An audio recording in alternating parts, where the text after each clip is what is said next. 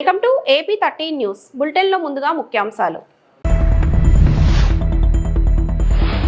రుద్రూర్ మండలంలో ఘనంగా హోలీ సంబరాలు.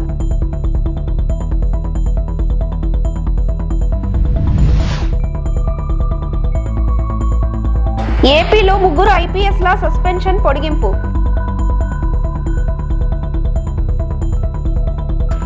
ముంబై నటి జత్వానీ వేధింపుల కేసులో ముగ్గురు ఐపీఎస్ల సస్పెన్షన్ రాష్ట్ర ప్రభుత్వం పొడిగించింది. కాంతి రాణా, సీతారామాంజనేయులు, విశాల్ గున్నీలపై సస్పెన్షన్లు మరో 6 నెలలు పొడిగిస్తున్నట్టు తెలిపింది. రివ్యూ కమిటీ సిఫార్సు తర్వాత సెప్టెంబర్ 25 వరకు వారిపై సస్పెన్షన్లు అమల్లో ఉంటుందని పేర్కొంది. వీరి నిబంధనలు ఉల్లంఘించారనే అభియోగాలు ఉన్నాయి.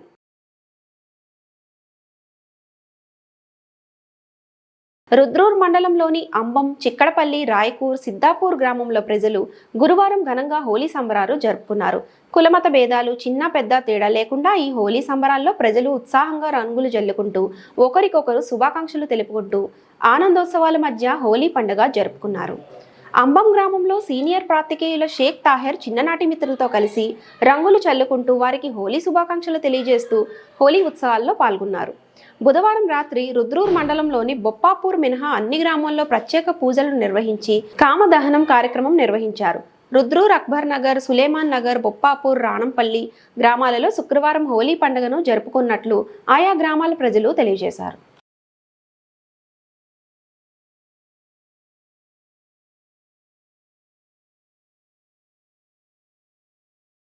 పసుపు రైతులను ఆదుకోవాలని డిమాండ్ చేసిన డాక్టర్ తులసిరెడ్డి. పసుపు రైతులు తీవ్రమైన నష్టాల్లో ఉన్నారని, వారికి తక్షణమే ఆదుకోవాలని రాజ్యసభ మాజీ సభ్యుడు, కాంగ్రెస్ పార్టీ రాష్ట్ర ఉప ముఖ్య అధికార ప్రతినిధి డాక్టర్ సర్రెడ్డి తులసిరెడ్డి ప్రభుత్వాన్ని కోరారు. బుధవారం పీసీసీ డెలిగేట్ మనోహర్ బాబు ఆధ్వర్యంలో కాంగ్రెస్ నేతలు ఒంటిమిట్టలో పసుపు రైతులను పరామర్శించారు. ఈ సందర్భంగా తులసిరెడ్డి మాట్లాడుతూ పసుపు పంటకు ఎకరాకు 2 లక్షల ఖర్చు వస్తోంది. దిగుబడి 20 క్వింటాళ్లుగా వస్తున్నా క్వింటాల్ ధర కేవలం 7,000 మాత్రమే ఉంది. రైతులకు ఎకరాకు 50,000 వరకు నష్టం వస్తోంది. గతేడాది క్వింటాల్ ధర 15,000 ఉండగా ఇప్పుడు బాగా పడిపోయిందని తెలిపారు. రైతులను రక్షించేందుకు కేంద్ర, రాష్ట్ర ప్రభుత్వాలు క్వింటాలకు 12,000 రూపాయలు చొప్పున పసుపు కొనుగోలు చేయాలని డిమాండ్ చేశారు. అంతకుముందు తులసిరెడ్డి శ్రీ కోదండరామస్వామి దేవాలయ కళ్యాణ మండపం ఏర్పాట్లను పరిశీలించారు. శ్రీరామనవమి సందర్భంగా భక్తులకు ఎలాంటి ఇబ్బందులు కలగకుండా టీటీడీ చైర్మన్కు ప్రత్యేక సూచనలు చేశారు. అనంతరం శ్రీ సీతారామ లక్ష్మణులను దర్శించుకున్నారు. ఈ కార్యక్రమంలో కాంగ్రెస్ నేతలు మనోహర్ బాబు, వేణుగోపాల్ రెడ్డి, సురేంద్ర శ్రీనివాసులు, అమర్నాథ్ రెడ్డి, ఉన్నత, ఐచరణ్ రమణ, నాగరాజు తదితరులు పాల్గొన్నారు. ప్రస్తుతం మనం కడప జిల్లా ఒంటిమిట్ట శ్రీ కోదండరామస్వామి ఆలయం ప్రాంగణంలో, ఆ కళ్యాణ మండపం ప్రాంగణంలో ఉన్నాం. ఒంటిమిట్ట కోదండరామ స్వామి దేవాలయం ఇది 2వ అయోధ్యగా, ఆంధ్ర భద్రాద్రిగా ఫేమస్ అయినటువంటి ప్రాంతం. ఇది త్వరలో శ్రీరామచంద్రుడికి, సీతాదేవికి కళ్యాణోత్సవం జరగబోతుంది. ఇక్కడ గతంలో జరిగినప్పుడు కొన్ని ఇబ్బందులు, ఈ యొక్క ముత్యాల తలంబ్రాల పంపిణీ విషయంలో కానీ, అన్నప్రసాదాల విషయంలో కానీ, తర్వాత ఎక్కువ మంది వస్తారు కాబట్టి వీళ్ళకు మరుగుదొడ్డి సౌకర్యము, మంచినీటి సౌకర్యము గతంలో కొన్ని ఇబ్బందులు వచ్చాయి. కాబట్టి ఈసారి అటువంటి ఇబ్బందులు ఏం లేకుండా ముందు జాగ్రత్త చర్యలు తీసుకోవాలని అటు టీటీడీ వారికి, ప్రభుత్వానికి సూచిస్తున్నాం.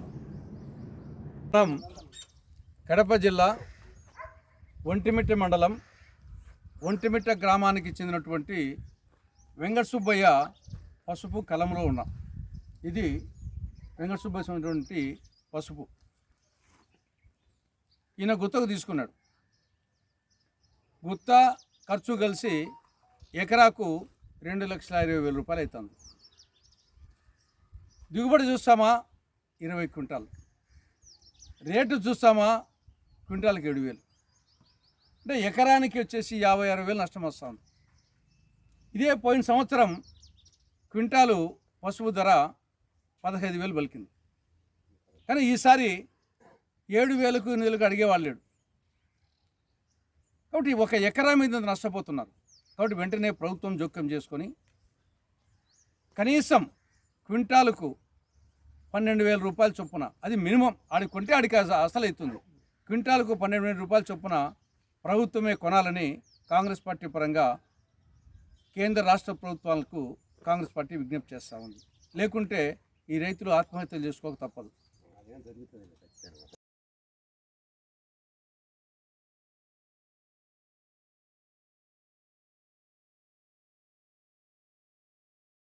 కడప జిల్లా కాశీనాయన జ్యోతి క్షేత్రంలో కట్టడాల కూల్చివేతపై స్పందించిన మంత్రి నారా లోకేష్.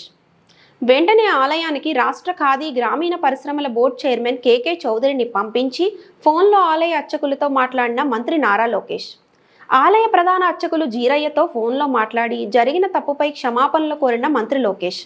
కూల్చిన కట్టడాలపై ఆరా తీసి తగిన చర్యలు తీసుకుంటామని హామీ. కూల్చిన కట్టడాలు సొంత నిధులతో ఏర్పాటు చేపిస్తానని చెప్పిన మంత్రి నారా లోకేష్. నిలిచిపోయిన బస్ సౌకర్యాన్ని స్పెషల్ ఆర్డర్ ఇస్తామని చెప్పిన లోకేష్.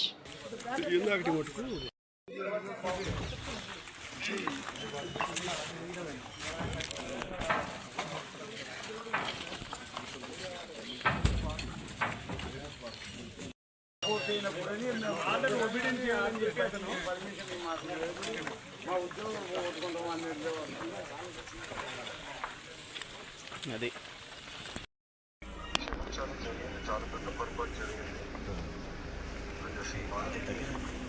అదే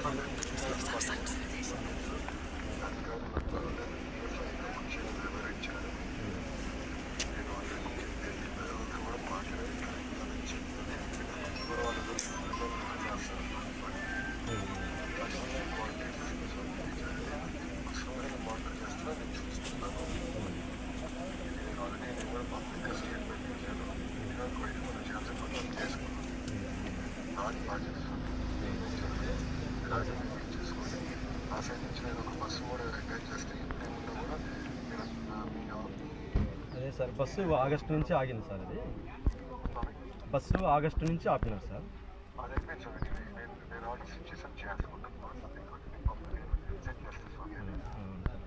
అదే సార్ అదే సార్, నాయన గారు 95లో స్వామి సమాధి అయ్యారు. కాశీనాయన గారు ఈయన మన యొక్క సిరిడిన సాధినాథం లేక ఈయన గొప్ప మహనీయుడు మా యొక్క ఏరియాలో. నాయన గారు ఎన్నో వందల ఆశ్రమాలు ఉన్నాయి. నాయన గారు వచ్చిన తర్వాతనే ఈ అన్నదానం అనేటువంటిది తెలిపాడు. ఫస్ట్ తాతగారికి కూడా ఆ యొక్క తిరుపతిలో అన్నదానం చేయమని కూడా నాయన గారు చెప్పడమే అది. ఎందుకంటే స్వామి ఆయన ఈ యొక్క హైదరాబాద్ కానీ ఈ మొత్తం ఈ రాయలసీమ ఈ తెలంగాణ ఎన్ని ఏరియాలన్నీ బాగా తిరుగుతుండేవాడు ఆయన. కాబట్టి స్వామివారికి నాయనగారు 95లో ఇక్కడ జ్యోతి క్షేత్రంలో సమాధి అయినారు. ఆ సమాధి అయినప్పటి నుంచి ఈ 4 రాష్ట్రాల్లో ఉన్నటువంటి భక్తులందరూ లక్షలాది మంది స్వామివారి దర్శనానికి వస్తూ ఉంటారు. ఆయన ఆరాధన కూడా డిసెంబర్లో జరుగుతుంది సార్. దత్తపౌర్ణమి రోజు స్వామి సమాధి అయ్యారు. ఈ యొక్క జ్యోతి క్షేత్రంలో పూర్వం గొప్పగా జరిగినారు సార్. ఇక్కడ అన్నపూర్ణేశ్వరి స్వామి విగ్రహ స్వరూపంలో ఆయన ప్రత్యక్షమైంది. ఆయన తవ్వించిన తర్వాత అమ్మవారు అన్నపూర్ణేశ్వరి ఆమెను నరసింహస్వామి దగ్గర పెట్టేసి అక్కడి నుంచి ఈ యొక్క బయటికి బయలుదేరి ఈ ప్రాంతాలన్నిటిలో అన్నదానం చేయను, అన్నదానం గొప్పది అన్నదానికని ఆయన పోయి ఈ యొక్క ఆశ్రమంలో కానీ క్షేత్రంలో కానీ ఆయన పాదం పెట్టి ఇక్కడ అన్నదానం చేస్తే జరుగుతుంది అని చెప్పి అట్లా భక్తులందరికీ ఉత్తేజం తెలుపుతూ మా భక్తుల మనోవేదన అటువంటిది తీర్చుకుంటూ వాళ్ళ కోరికలు నెరవేర్చుకుంటూ స్వామి ఈ యొక్క రాయలసీమ కానీ ఈ 4 రాష్ట్రాల్లో ఆయన ముఖ్యమైనటువంటి వాళ్ళు కానీ ఎవరైనా కానీ స్వామివారి రమ్మన్నప్పుడు మన రాడు కానీ తనకే తను వచ్చి వాళ్ళకి దర్శనం ఇస్తూ ఉండేవాడు స్వామి. కాబట్టి సార్ ఇక్కడ వీరారెడ్డి గారి టైంలో సార్ ఇక్కడ వీరారెడ్డి గారి టైంలో రోడ్డు వేయడం కానీ కరెంటు ఇవ్వడం కానీ కాశీనాయన మండలి పెట్టినది కూడా నాయన గారి టైంలోనే మేడం. మన చంద్రబాబు నాయుడు గారి టైంలోనే ఈ మొత్తం అన్ని జరగడం కూడా ఆ యొక్క క్షేత్రానికి కరెంటు కానీ రోడ్డు కానీ మండలం కానీ అభివృద్ధి పని అంతా కూడా మీ టైంలోనే జరిగింది. కాబట్టి ఇప్పుడు ఏమైందంటే ఈ 29 సంవత్సరాలలో ఎదురు లేకుండా లక్షలాది మంది దర్శనం చేసుకుంటూ అన్నదానాలు గొప్పగా ఆయన కార్యక్రమాలు జరుగుతూ ఇటీవల ఫారెస్ట్ వాళ్ళు కొంత మాకు పర్మిషన్ లేదు, దీని మీద ఇబ్బంది కలుగుతాం అన్నప్పుడు మేము దానికి తగిన ఒక 50 ఎకరాలు సబ్మిట్ చేసి ఫైల్ ఢిల్లీలో పంపించినాం సార్. అది విశాఖ జిల్లా గాజువాక జీవీఎంసీ 65వ వార్డు వాంబే కాలనీ గరుడాద్రి కొండపై కొలువుదీరిన శ్రీదేవి భూదేవి సమేత వెంకటేశ్వర స్వామి ఆలయ నిర్మాణం చేసినప్పటి నుంచి ఎన్నో అవాంతరాలు, గొడవలు, పోలీస్ ఫిర్యాదులు ఇలా ఒకటేమిటి ఎన్నో రకాల ఇబ్బందులను ఎదుర్కొంటున్నామని ఆలయ చైర్మన్ మంత్రి మంజుల ఆవేదన వ్యక్తం చేశారు. మీడియా సమావేశంలో ఆమె మాట్లాడుతూ సనాతన ధర్మం పరిరక్షణలో భాగంగా హిందువుల ఆరాధ్య దైవం కలియుగ దైవం శ్రీ వెంకటేశ్వర స్వామి ఆలయ నిర్మాణం చేయడమే తాను చేసిన తప్ప అని ప్రశ్నించారు. ఈ ఆలయంలో గత 24వ తేదీన స్వామివారి హుండీ దొంగతనం జరిగిందని, దీనిపై పోలీస్ స్టేషన్లో ఫిర్యాదు చేస్తున్నామన్నారు. దీనిపై పోలీసులు స్పందించి ముద్దాయిని విచారించగా అతనితో పాటు మరో ముగ్గురితో కలిసి స్వామివారి హుండీ దొంగతనం చేశామని చెప్పడంతో వారిపై పోలీసులు కేసు నమోదు చేశారని తెలిపారు. అయితే తాము ఫిర్యాదు చేశామనే నెపంతో తమపై అట్రాసిటీ దొంగ కేసు పెట్టి బెదిరించడం ఎంతవరకు సమంజసం అన్నారు. దీనిపై పోలీసు వారు తగిన దర్యాప్తు చేపట్టి తప్పుడు కేసులు పెట్టిన వారిపై చర్యలు తీసుకోవాలని డిమాండ్ చేశారు. కార్యక్రమంలో పెంటకోట రాజు, కె జానకి, సరగడం సావిత్రమ్మ తదితరులు పాల్గొన్నారు.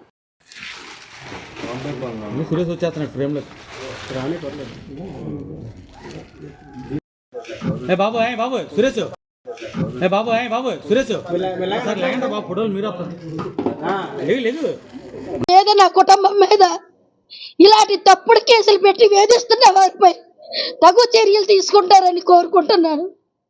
జై శ్రీమన్నారాయణ. టీడీపీ అధ్యక్షులను చోటపట నాయకులు చెప్పుకుంటూ ప్రతి రోజుకు ఒకసారి కంప్లైంట్ ఇస్తూ మరి ఆలయాన్ని అడుగడుగునా ఆటంకాలు పరుస్తూ ఇంకా లాభం లేదు, ఆలయం జోలికి మనం వెళ్ళలేము, వీళ్ళు ఏ విధంగా నొక్కలేమని చెప్పి మా మీద ఎన్నో ST/SC కేసులు పెట్టారు. ఆలయం మీద ఎన్నో నిందలేశారు. ఆలయం పడగొట్టే విధంగా కూడా వచ్చారు. ఈ యొక్క వెంకటేశ్వర స్వామి ఆలయంలో ఈ యొక్క ప్రెస్ మీటు పెట్టడానికి కారణం, ఉద్దేశం కూడా వివిధ మీడియా మిత్రులకు అందరికీ కూడా తెలియచేయడం జరుగుతుంది. గాజువాక వైకుంఠ వెంకటేశ్వర స్వామి ఆలయం 65వ వార్డు. ఈ యొక్క వెంకటేశ్వర స్వామి చారిటబుల్ ట్రస్ట్కి నేను ప్రెసిడెంట్గా వ్యవహరిస్తున్నాను. అలాగే ఈ యొక్క వెంకటేశ్వర స్వామి చారిటబుల్ ట్రస్ట్ ద్వారాగా నిత్యం కూడా ఎన్నో కార్యక్రమాలు నిర్వహిస్తున్నాము. ఈరోజు ఈ యొక్క మీడియా సమావేశం అన్నది ఏర్పాటు చేయడం ఒక కారణంగా, ఎందుకంటే మా మీద తప్పుడు మరి మీడియా సమావేశం పెట్టడం జరిగింది. ముందుగా హిందూ బంధువులకు అందరికీ కూడా నమస్కారాలు తెలియచేస్తున్నాను. మొన్న గత 24వ తారీఖున స్వామివారి ఆలయంలో అర్ధరాత్రి 2:30 సమయంలో ఉండి అన్నది దొంగలించడం జరిగింది.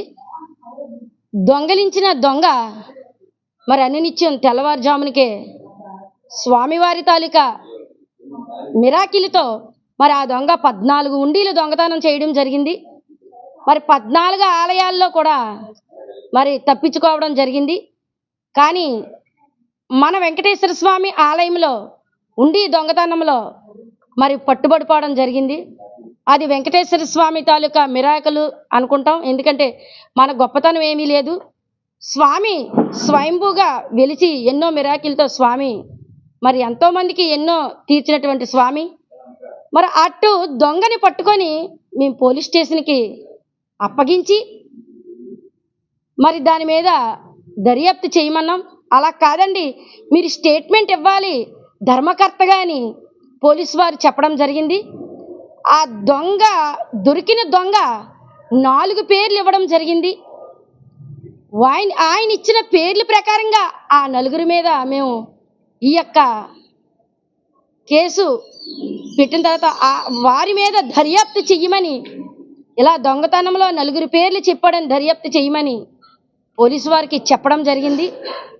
మరి ఆ రోజు సిపి గారికి కూడా ఫోన్ చేయడం జరిగింది. నేను ఇలాగ దొంగ పట్టుకున్నామండి, అప్పగించాము, మరి అతను 4 పేర్లు చెప్తున్నారు సార్ అంటే సిపి గారు కూడా 4 కూడా ఎంక్వైరీ చేయమని సిపి గారు కూడా చెప్పడం జరిగింది. అంటే ఎవరైతే 4 పేర్లు చెప్పాడో అందులో దాలి విజయ్ అన్న వ్యక్తి తాలూకా వారి ఇంటికి వెళ్ళి వాళ్ళ అమ్మగారిని వాళ్ళ పిన్ని గారిని మరి ఇంటికి వెళ్ళి చెప్పి ఇలాగైతే కాదు, తిరిగి వాళ్ళ మీద ST/SC కేసు పెడితే మనం తప్పు ఎవరైతే దొంగతనం ఆ దొంగని తప్పించుకునే విధంగా వారి మీద నింద పడుకోకుండా మా మీద బురద జల్లే ఒక పన్నాగం మోపు చేశారు. మరి ఈ ఆలయం బెడ్ వేసిన దగ్గర నుంచి కూడా ఈ రోజు కూడా గంటకి కూడా తప్పుడు ఫిర్యాదులు ఇవ్వడం ఈ ఆలయం మీద జరుగుతూ ఉంది.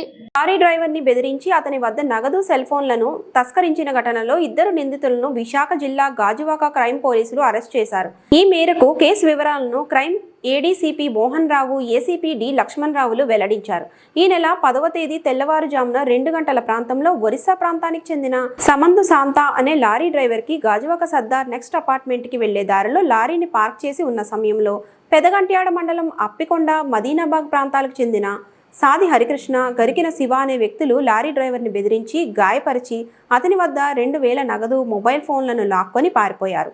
డ్రైవర్ ఫిర్యాదుతో రంగంలోకి దిగిన పోలీసులు ఎట్టకేలకు నిందితులను అరెస్ట్ చేశారు. సమావేశంలో incharge CI Dalibabu, SI Manmatharao పాల్గొన్నారు.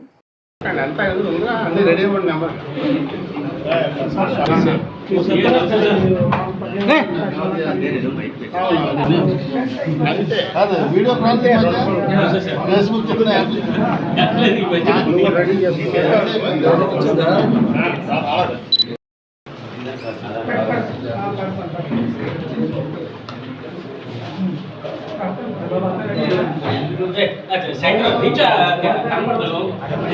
ఏరియాలో కాన్ఫరెన్స్ హాల్లో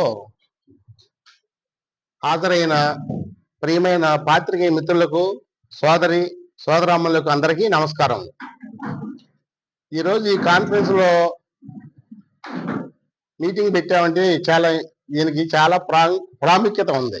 ఎందుకంటే గాజువాకలో 2 దోపిడీ దొంగలని అరెస్ట్ చేయడం జరిగింది. దానికి సంబంధించిన వివరాలు మీకు ముందుగా తెలియపరుస్తున్నాం. ఈరోజు కంప్లైంట్ దారు 13/3/25 తేదీన ఉదయం 6 గంటలకు ఫిర్యాదుదారు సమందు శాంత, ఒరిస్సా రాష్ట్రానికి సంబంధించిన లారీ డ్రైవర్ గారు పోలీస్ స్టేషన్కి వచ్చి అతను లారీ డ్రైవర్గా పనిచేస్తున్నట్టు, అదే రోజు తెల్లవారుజామున ఉదయం 2 గంటల నుంచి 3 గంటల మధ్యలో తన లారీ సర్దార్ నెక్స్ట్ అపార్ట్మెంట్కి వెళ్లే దారిలో పార్క్ చేసి ఉన్నప్పుడు 2 గుర్తు తెలియని వ్యక్తులు బైక్ పై వచ్చి ఆయన వద్దకు వచ్చారు. వచ్చి మొదటి వ్యక్తి ఏం చేశాడంటే రాళ్లతో లారీ అద్దాన్ని పగలగొట్టేసి, రెండో వ్యక్తి అతని కత్తితో బెదిరించి ముఖంపై పిడిగుద్దులు గుదిరించి కురిపించి బలవంతంగా లారీ డ్రైవర్ నుంచి సుమారు 2000 రూపాయలు లాక్కున్నారు. అలాగే అతనికి సంబంధించిన మొబైల్ ఫోన్ కూడా లాక్కొని దుర్గానగర్ వైపు పారిపోయారు. 2 నేరస్తులు చూస్తే కూడా గుర్తుపడతానని కూడా తెలియజేశారు. అతడి మొదటి వ్యక్తి పొడబాటి జుట్టు ఉంటుందని మరియు అతను వారిద్దరిని కూడా గుర్తించగలనని మళ్ళీ చెప్పడం జరిగింది, గుర్తిస్తానని. తర్వాత ఈ సంఘటన గురించి పోలీస్ కంట్రోల్ రూమ్ పోలీసు వారికి ఫోన్ ద్వారా కూడా 112 ద్వారా ఫిర్యాదు చేయడం జరిగింది. చోరీ సొత్తు మొత్తం కూడా సుమారు 5000 రూపాయలు సంబంధించిన పోలీసు వారు తెలుసుకోవాలని కంప్లైంట్ ఇచ్చారు. దాని మీద దర్యాప్తులో భాగంగా గాజువాక పోలీస్ స్టేషన్ పరిధిలో ఈ 2 కేసులు రిపోర్ట్ చేయడంతో Visakha city police station police commissioner గారు ఆదేశాల మేరకు శంకరభద్ర బాగ్జీ గారు, అలాగే శ్రీమతి కె లతా మాధురి గారు డీసీబీ క్రైమ్స్ వారు, అలాగే D Lakshmanarao ACP zone crimes వారు, south sub division crime incharge inspector Dalibabu గారు, వాళ్ళ ఆధ్వర్యంలో ఒక ఎస్ఐ గారిని వీళ్ళందరినీ కూడా మన్మథరావు గాజువాక సిబ్బంది ఒక స్పెషల్ టీంలు ఏర్పాటు చేసి దర్యాప్తు చేయించాం. వేపాడ మండలం కొమ్మపల్లి గ్రామంలో శ్రీ గణపతి, శ్రీకృష్ణ, శ్రీ సీతారాముల ఆలయ పునఃప్రతిష్ఠ కార్యక్రమం బుధవారం, గురువారం వేద పండితుల, గ్రామ ప్రజల నడుమ పూజా కార్యక్రమాలతో ఘనంగా నిర్వహించారు. వేద పండితులు బమిడిమర్రి శ్రీనివాసరావు శర్మ సారథ్యంలో ముందుగా వినాయక పూజ, హోమాలు, మహాన్యాస శివాభిషేకం, చతుర్వేద ఆశీర్వాదములు, నీరాజనం, మంత్రపుష్పాలు, వేద స్వస్తి వంటి పూజా కార్యక్రమాలు జరిగాయి. అలాగే శుక్రవారం ఉదయం నుంచి పునఃప్రతిష్ఠ 3వ రోజు కార్యక్రమంలో పాటు మధ్యాహ్నం 12 గంటల నుండి భారీ అన్న సమారాధన కార్యక్రమం జరుగుతున్నదని గ్రామ పెద్దలు తెలియజేశారు. ఈ పూజా కార్యక్రమంలో ఎంపీపీ దొంగ సత్యవంతుడు దంపతులు, మాజీ ఎంపీపీ దొంగ శ్రీదేవి దంపతులు, గ్రామ సర్పంచ్ నవుడు అరుణ దంపతులతో పాటు గ్రామ ప్రజలు పాల్గొన్నారు.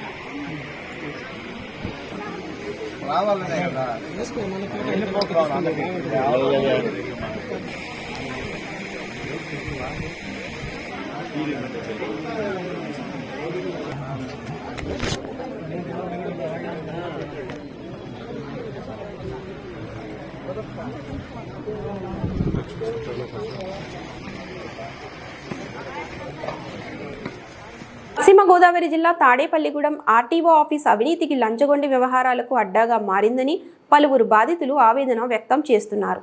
కొందరు ప్రైవేట్ ఏజెంట్లు, బ్రోకర్ల చేతిలో ఆఫీస్ నడుస్తోందని, ఏ పని కావాలన్నా ఆఫీస్కు వెళితే సిబ్బంది అక్కడక్కడ నిత్యం పైరవీలు చేసే బ్రోకర్లను పిలిచి ఫైళ్లను వారికి అప్పగించి వారికి డబ్బులు ఇవ్వండి, అంతా వారే చూసుకుంటారని, అలాగే ఉచిత సలహాలు ఇస్తారని అంటున్నారు.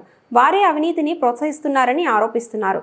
కొందరు ప్రైవేట్ ఏజెంట్లు, బ్రోకర్ల ద్వారా ప్రభుత్వానికి జమ చేయవలసిన నగదు కంటే అధిక మొత్తంలో వసూలు చేసి సిబ్బంది, ఏజెంట్లు పంచుకుంటూ ప్రజలను పెద్ద ఎత్తున మోసగిస్తున్నారని బాధితులు లబోదిబోమంటున్నారు.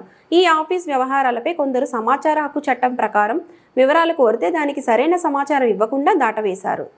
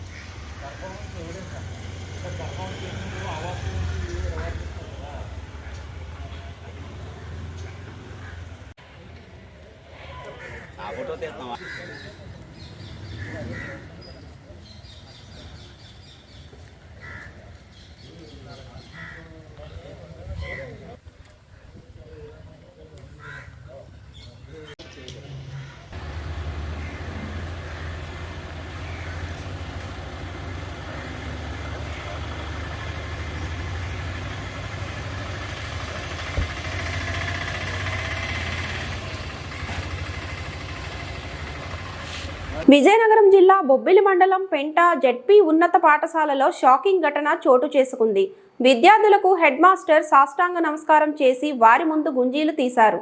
పిల్లలను తల్లిదండ్రులు కంట్రోల్ చేయట్లేదని, వారి చదువులో వెనకబడుతున్నారని స్కూల్ హెచ్ఎం రమణ తెలిపారు. మేము మిమ్మల్ని కొట్టలేము, తిట్టలేము, ఏమీ చేయలేము. మీ దగ్గర చేతకాని వారిలాగా చేతులు కట్టుకొని ఉండాల్సిన పరిస్థితి వచ్చిందని ఆవేదన వ్యక్తం చేశారు. లేదు, ఒక చదువులో మార్పు లేదు, ఒక రైటింగ్ స్కిల్ లేదు, రీడింగ్ స్కిల్ లేదు. అసలు ఏంటి ప్రాబ్లం? మీదా మాదా? మాదేనా? మాదైతే చెప్పండి. మీ అందరికీ చిన్న దండం పెట్టి పడుకుని పెట్టి పెట్టేస్తాను. మరి